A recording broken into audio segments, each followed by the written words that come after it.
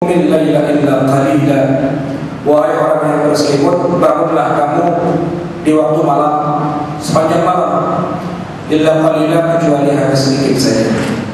Nah itu yang maksud dengan kum, berdiri. Itu bukan berdiri bengong, ada mulon, bukan begitu. Tapi yang maksud dengan berdiri adalah sholat kepada Allah Subhanahu wa Ta'ala. Dan kewajibannya adalah sholat setiap malam. Jadi ini hukumnya wajib pada saat itu. Nabi dan para sahabat sholat setiap malam dan durasinya cukup panjang. Dikatakan illa qalila, kecuali sedikit buat tidur, buat istirahat, tidak sholat. Itu di awal-awal turunnya wahyu. Adapun Isra dan Mi'raj itu menghapus kewajiban sholat yang sebelumnya, yang sholat malam itu diganti hanya dengan 5 waktu, dan yang lain-lainnya menjadi sunnah hukum. Jadi sholat 5 waktu itu memang diwajibkannya pada waktu Isra. Di sini para ulama sedikit berbeda. Ada yang mengatakan tadi 1,5 tahun sebelum hijrah, ada yang mengatakan 3 tahun, ada yang mengatakan 5 tahun dan macam-macam. Tapi intinya peristiwa Mi'raj itu menerima wahyu sholat 5 waktu dan menghapus wahyu sholat malam yang tadinya wajib, berubah hukumnya menjadi sunnah dengan turunnya ayat wa minal laili fatahajjad bihi nafilatan laka. Pada malam hari silakan sholat tahajud sebagai nafilah, sebagai tambahan. Nah, yang wajib itu yang 5 waktu ini, yang tidak boleh tidak. Yang Allah sudah menyiapkan neraka nanti disebutkan ada 2 neraka. Yang pertama neraka untuk orang yang tidak sholat itu namanya neraka wail. Kita bisa baca ayatnya fawailul lil musallin. Neraka wail akan diberikan atau disediakan buat orang yang sholat alladzina hum an salatihim sahun. Dia sholat tapi lalai. Maksudnya harusnya sholat itu 5 waktu, tapi dia kerja cuma 4, 3, 2, 1 prek. Sebulan nggak sholat, itu banyak umat Islam. Bukan di Masjid Al-Azhar, Cilincing sama lagi ya. Islam tapi kagak sholat. Kalau tanya ente percaya nggak sholat itu wajib? Iya percaya. Tapi kok kagak sholat? Habis ragu-ragu, bajunya kotor, habis macet, habis sibuk, habis ada walimahan, habis ada rapat meeting, bla bla bla. Dia sholat tapi lalai. Artinya tidak lengkap sholatnya itu, tidak 5 waktu. Yang kedua, neraka yang berikutnya adalah disebut di dalam Al-Quran neraka sakar. Ketika ditanya orang yang lagi disiksa di dalam neraka sakar itu, ma salakakum fi sakar, oleh sebab apa kalian bisa disiksa di dalam neraka sakar ini? Maka mereka menjawab, qalu lam naku minal musallin. Ya dulu waktu di dunia kami jarang-jarang sholatnya. Kalau yang jarang-jarang sholat duha wajar. Kalau yang jarang-jarang sholat tahajud tarawih itu wajar, karena itu sunnah tambahan nafilah. Ini yang jarang-jarangnya 5 waktu. Bapaknya Islam, ibunya Islam, dari lahir sudah muslim, sholatnya jarang-jarang. Bukan di sini, Tanjung Priok, salam lagi. Alasannya banyak. Kalau nggak tanya kenapa, oh sebetulnya ini alasannya, macam-macam alasannya. Padahal Allah sudah menyebutkan inna salata kanat 'alal mu'minina kitaban mawquta. Semuanya sholat itu bagi orang-orang mukmin itu adalah sesuatu yang sudah ditetapkan dan waktunya juga sudah dipastikan.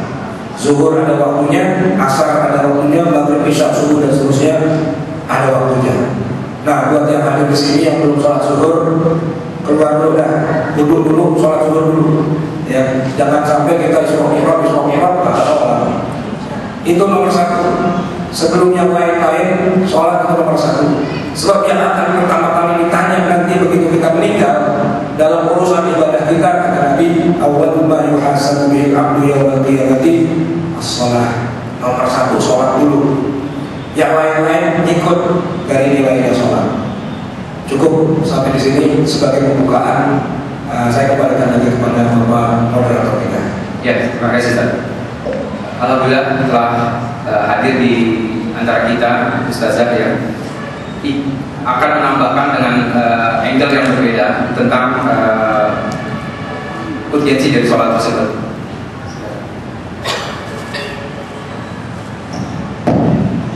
Assalamualaikum warahmatullahi wabarakatuh. Ibu-ibu, bapak-bapak, dan seluruhnya yang hadir dan yang saya hormati para pembicara dan moderator. Alhamdulillah atas berkat Allah SWT, hari ini kita dapat berjumpa kembali dalam keadaan sehat walafiat tanpa kurang suatu apapun. Dan karenanya marilah sekali lagi kita ucapkan puji dan syukur kita kehadirat Allah atas semua limpahan rahmat, hidayah serta nikmat-nikmatnya. Alhamdulillah wa syukurillah wa la haula wa la quwwata illa billah. Wassalatu wassalamu ala Muhammad Rasulillah wa ala alihi wa sahbihi wa mawala. Segala puji dan syukur marilah semata-mata kita panjatkan kehadirat Allah yang telah berkenan mengatur hidup kita, yang karena rahmatnya semata alhamdulillah kaji kita di siang hari ini dapat berlangsung dengan baik. Dan tidak lupa setiap saat senantiasa kita aturkan salam dan salawat kepada junjungan kita Nabi Muhammad sallallahu alaihi wasallam beserta seluruh keluarganya. Semoga rahmat Allah dan berkahnya senantiasa menyertai seluruh umatnya kapanpun dan dimanapun, dan teristimewa kepada kita semua yang hadir bersama di siang hari ini. Ibu dan bapak yang dirahmati oleh Allah, perkenankan saya menambahkan sedikit Ustaz. Di dalam surat Al-Isra ayat 1, pada ayat tersebut Allah Subhanahu wa taala berfirman, Subhanalladzi asra bi 'abdihi lailan minal masjidil haram ila masjidil aqsa alladzi barakna hawlahu linuriyahu min ayatina innahu was-sami'ul basir. Shadaqallahu adzim. Yang insyaallah terjemahnya, Maha suci Allah yang telah memperjalankan hambanya pada suatu malam dari Masjidil Haram ke Masjid Al-Aqsa yang telah diberkahi sekelilingnya untuk menunjukkan sebagian daripada tanda-tanda kebesaran Allah. Sesungguhnya Allah Maha mendengar dan Maha melihat. Ibu dan bapak yang dirahmati oleh Allah, saya ingin memberikan suatu penekanan bagi diri saya dan juga bagi kita semuanya terhadap ayat Allah ini.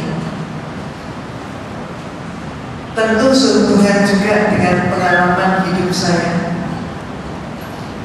Yang paling mengesankan pada ayat ini bagi saya adalah bahwa